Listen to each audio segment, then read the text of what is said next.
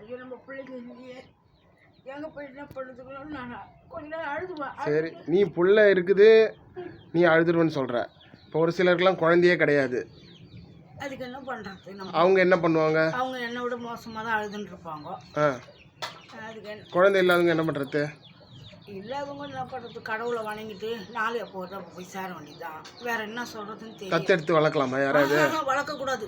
ஏன் வளர்க்கக்கூடாதுன்னா நம்மளுக்கு சொத்து நிறைய இருக்கணும். சரிம்மா, சொத்து இருக்கு, எல்லாம் இருக்கு, பணம் இருக்கு. ஒரு குழந்தைய தத்தெடுத்து வளர்க்கலாமா? வளர்க்கலாம், வயசு வேணுமே நம்மளுக்கு. சரி, வயசு இருக்கிறவங்க இல்லாதவங்க கூட வளர்க்கலாமா? வயசு இல்லாதவங்க வளர்க்க முடியாது. நாளைக்கு அதுங்க பாவம் கஷ்டமாயிடும். வயசு இருக்கிறவங்க வளர்க்கலாம். அதுங்களுக்கு சொத்தை பூரா அதுங்க பேரில் எழுதிடணும். வீடு வாசல் எல்லாமே எல்லா உரிமையும் அதுங்களுக்கு கொடுக்கணும். அப்போ எடுத்து வளர்க்கலாம். அது இப்போ ஒரு குழந்தை தத்தெடுத்து வளர்க்குறேன்னா ஆமாம், ஒரு ஆணும் பெண்ணும் முடிவு பண்ணுறதில்ல, அந்த குடும்பத்தில் இருக்கவங்க எல்லாரும் முடிவு பண்ணணும்ல. ஆமாம், முடிவு பண்ணணும்னா அந்த இப்போ நம்ம என்ன நமக்கு இருக்கிற சொத்து அதுங்க அந்த வளர்க்குற குழந்தைக்கு ஃபுல்லாக எழுதி அங்கேயே கொடுத்துட்டு வரணும். சரி, அப்படி கொடுத்துட்டு வந்தால் அப்போ சொந்தக்காரங்களாம் என்ன நினைப்பாங்க?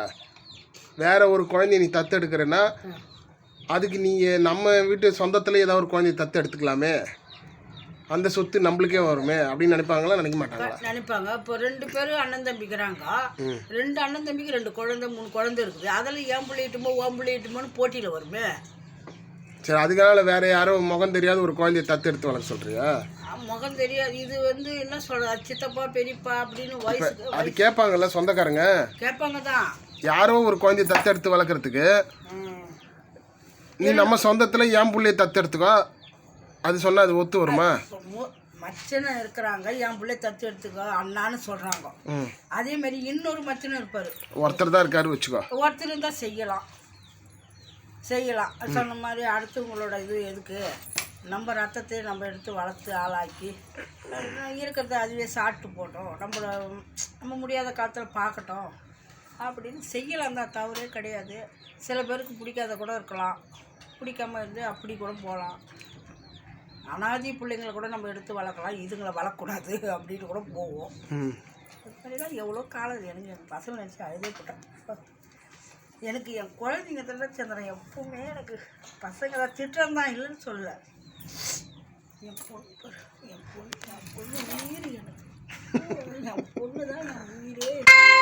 பார்த்தியான பெல் அடிக்க போடுறேன். இதுமாதிரி நான் பிள்ளைங்களை திட்டுவும் தான். ஆனால் எனக்கு பசங்க தான் ஆயா ஒன்று திட்டுதாமா என் புள்ள தான் எனக்கு. பாப்பா என்னம்மா என்னம்மா சொல்ற? என்னதுமா? வடையா?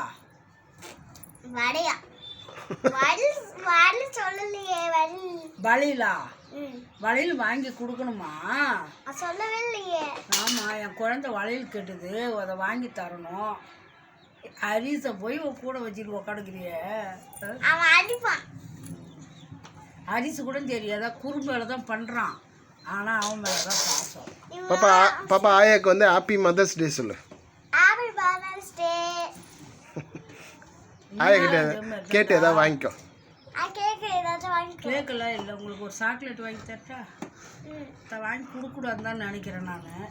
ஆனால் வாங்கி கொடுக்கணும் போல இருக்குது இன்னைக்கு குழந்தைங்களுக்கு. எனக்கு 2